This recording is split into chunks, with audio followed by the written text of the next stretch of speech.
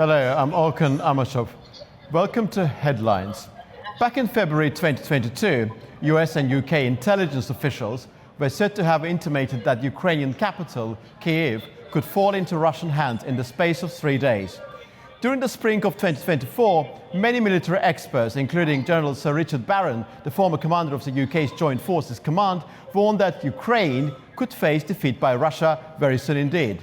As of January 2025, Ukraine still stands, with Russia, however, slowly gaining ground in eastern Ukraine, albeit at the expense of massive human casualties. Although it's another question what victory and defeat would mean for either Russia and Ukraine in the foreseeable future, what is certain is that nothing is set in stone as yet. Of course, the extent to which Russia will be able to continue what is evidently a war of attrition and the scale of Western support for Ukraine are two important factors to be taken into account, yet there is one element within the equation that should not be underestimated: the prowess and efficiency of the Ukrainian army, which is in need of structural reforms. Joining me now to discuss this whole subject is Lyuba Shipovich, founder and director of the Dignitas Fund, who knows a great deal about the circumstances of the battlefield in Ukraine, has been to frontline a couple of times, and she has been known for her calls for structural reforms of the Ukrainian army. Lyuba Shipovich, welcome to Headlines. Good afternoon. Thank you very much indeed. So my first question to you, before discussing what's happening now, let me put to you this one. What was the most fundamental reason making practically everybody back in February 2022 so skeptical about Ukraine's ability to counteract Russian attack? I think on one hand, Western countries underestimated how brave and resilient Ukrainians are, and on the other hand, they overestimated Russian power. It happens all the time during this full-scale invasion. We see how Western leaders are asking us not to escalate war, to negotiate with Putin and so on. They still are afraid of what Putin says, but I think it's a great mistake because they are not as powerful as they say. As we saw it on the example of Ukrainian are still standing against much bigger country with more resources, more weapons, and so on. But still, Western countries overestimated how functional and modern Russian weapons are. Most of them were built back in Soviet Union, and they are not as functional, not as effective on the battlefield. But also Western leaders, European leaders, and United States, they also believe that NATO countries has the most modern, most effective weapons, and we proved in Ukraine that they are also not as good as they were advertised. We saw that HIMARS are not as effective, Excaliburs are not as effective, and also it makes sense for NATO countries to step in more in Ukrainian war, to maybe I don't know how to say, restock what they have on their military warehouses and test their weapons if they're still effective in the current wars. We know that most of weapons were invented during or right after the Second World War, but now the technology, especially military technology, are changing so fast, and what we see in Ukrainian war that cheap FPV drone that cost like $500-600 can destroy armored vehicles that cost millions and millions of dollars. And now fighting with technology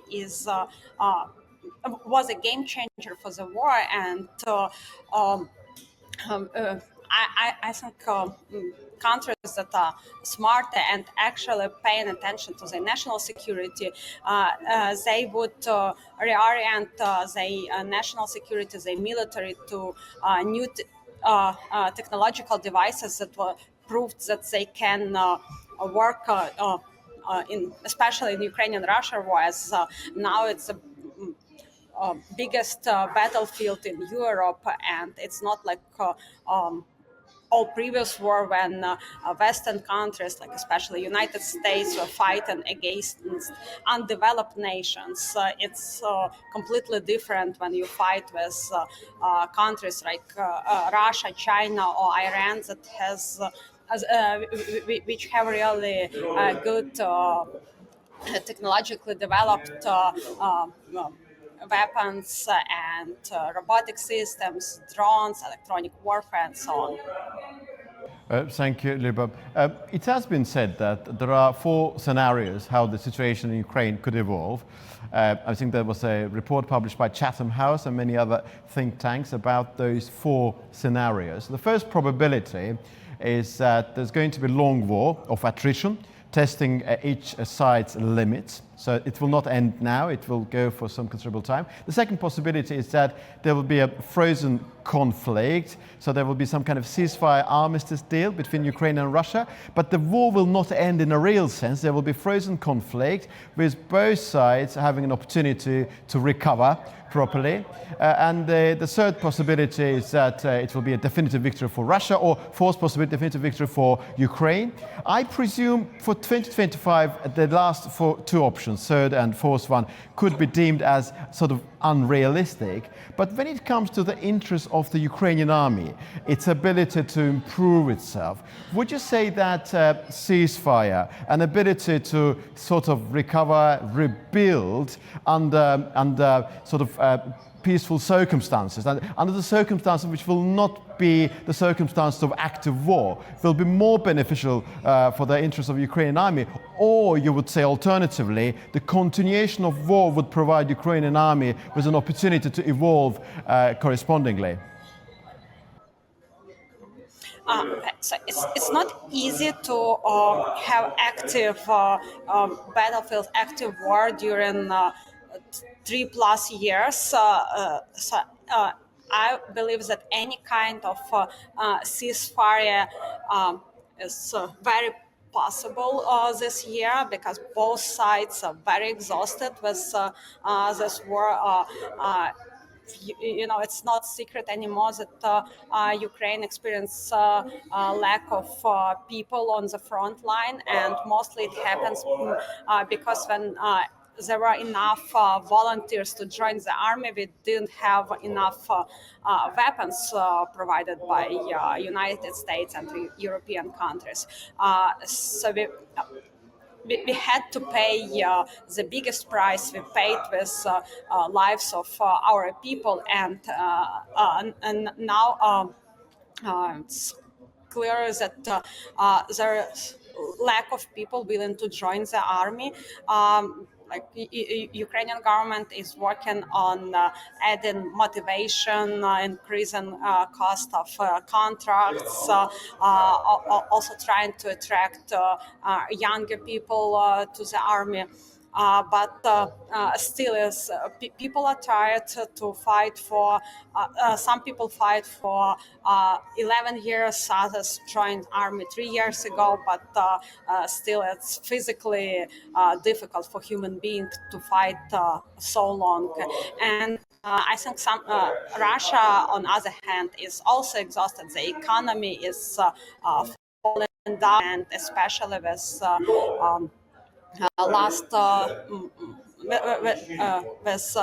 last development in the United States after inauguration of the President Trump, and what he's saying that he will price on oil and gas. So I believe Russian economy would go down even more.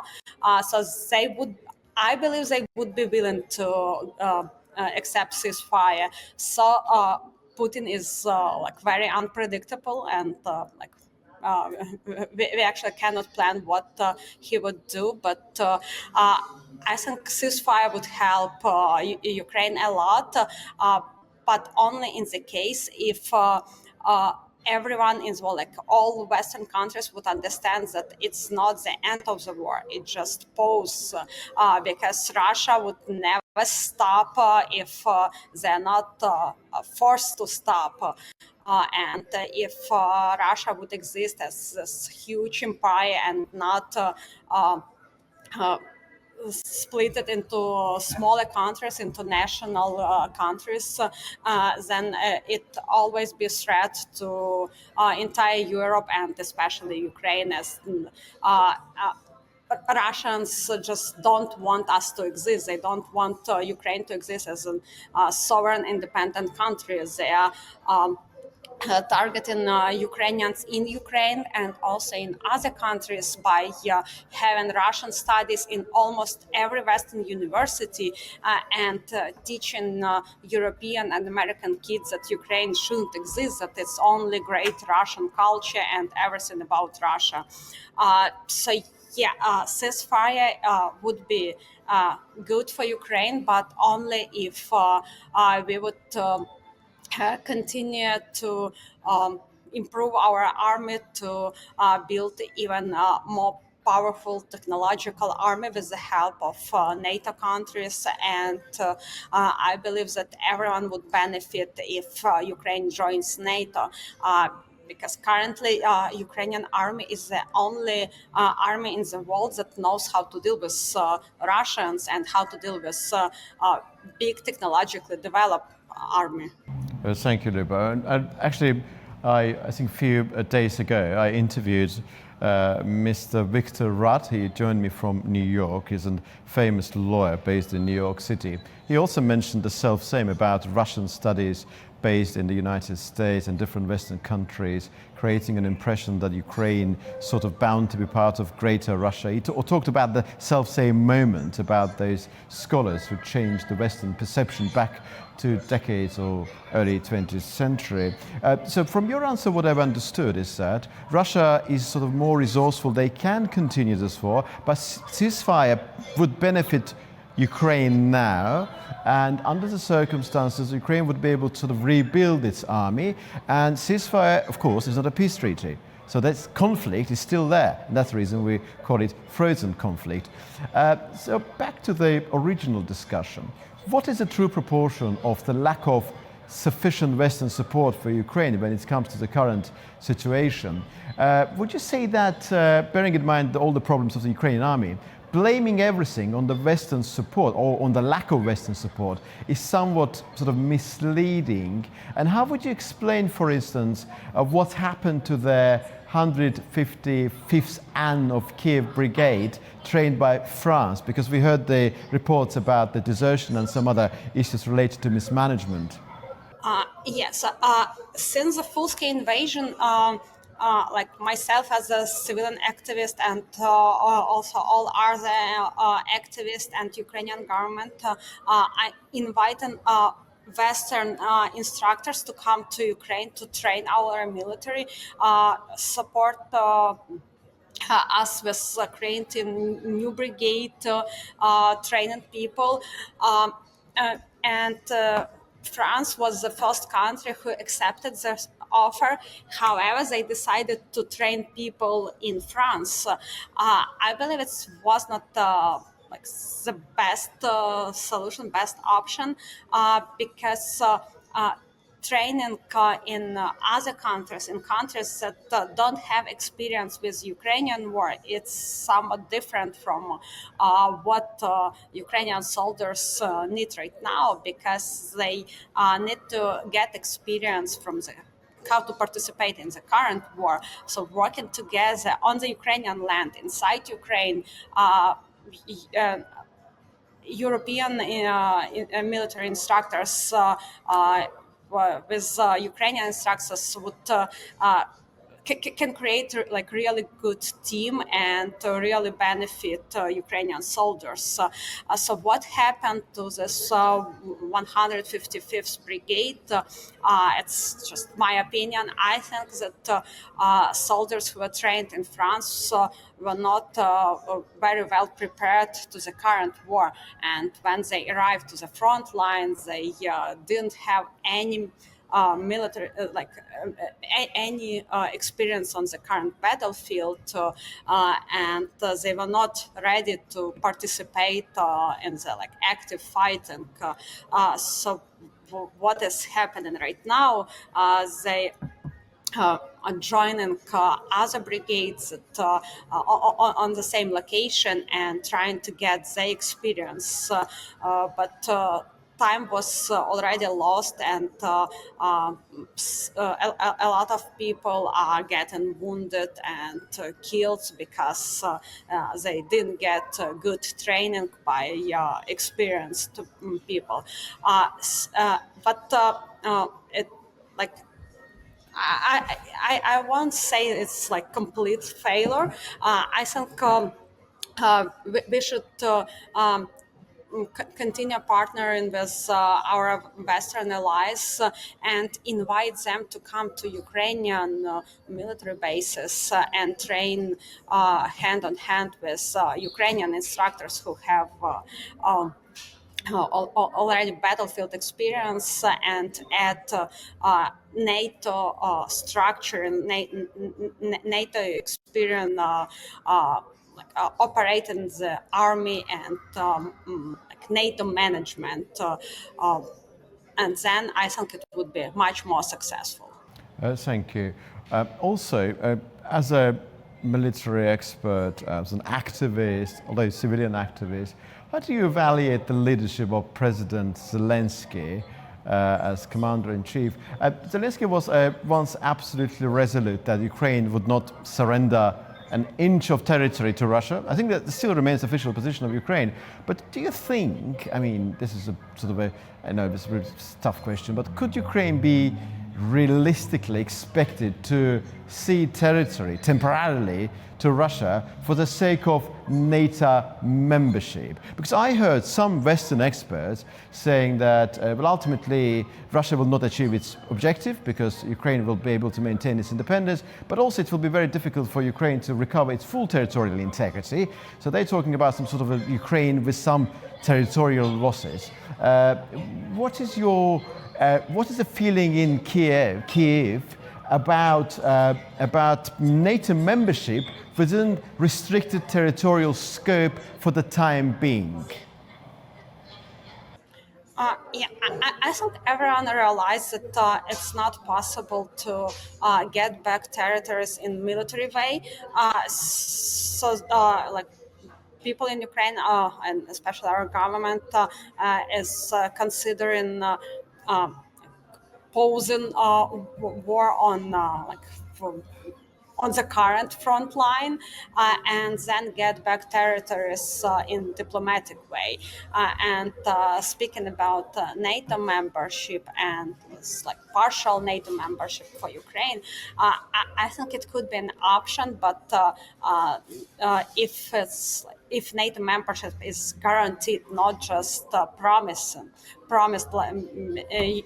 Ukrainian people and Ukrainian government don't believe in any promises. We so many times have been fooled up with promises like Budapest Memorandum, like Western support in 2014 after Crimea being annexed and when the war in Donbass started.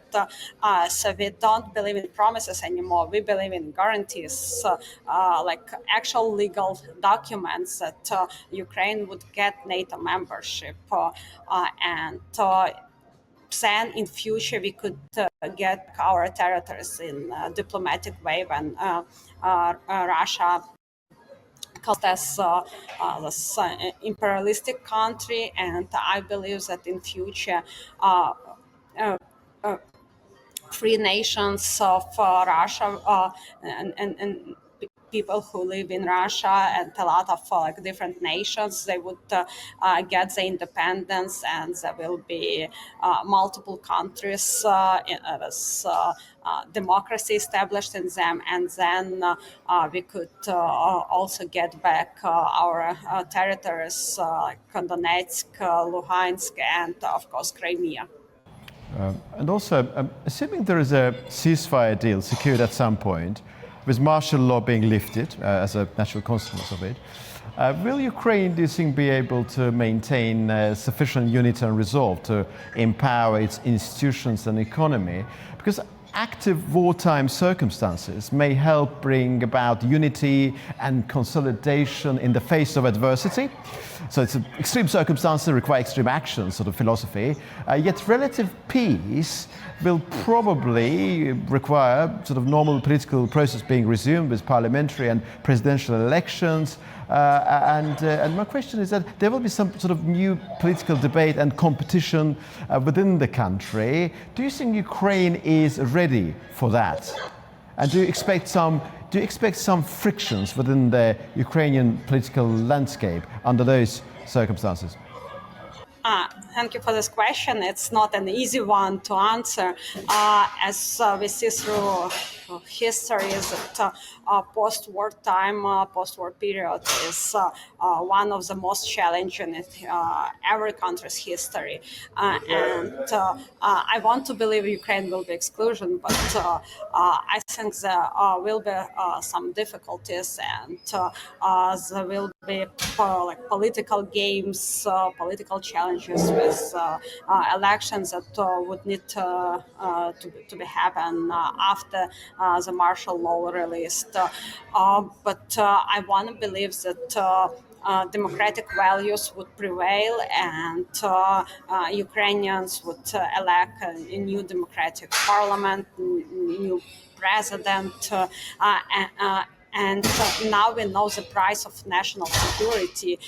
So I believe that newly elected officials would pay a lot of attention to national security, to strengthen our army, to partner with European countries to build together European national security. It's not only up to Ukraine to protect the entire Europe, and especially countries that have borders with Russia. I think they very much willing to partner on national security and create a joint national security like NATO should be, and Ukraine. If Ukraine becomes part of NATO, I think we could really build a powerful European army and feel much safer